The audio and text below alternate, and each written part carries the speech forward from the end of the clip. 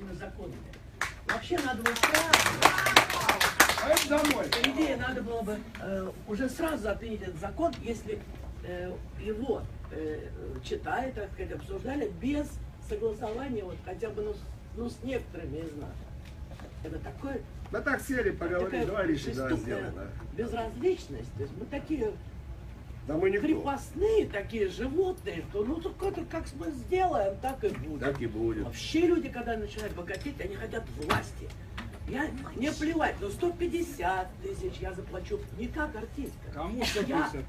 Кого чтобы содержать этих продюсеров? Потому что мешки-то эти денежные уже... Если бы продюсер которые давали деньги на проекты. Сейчас с кого содрать?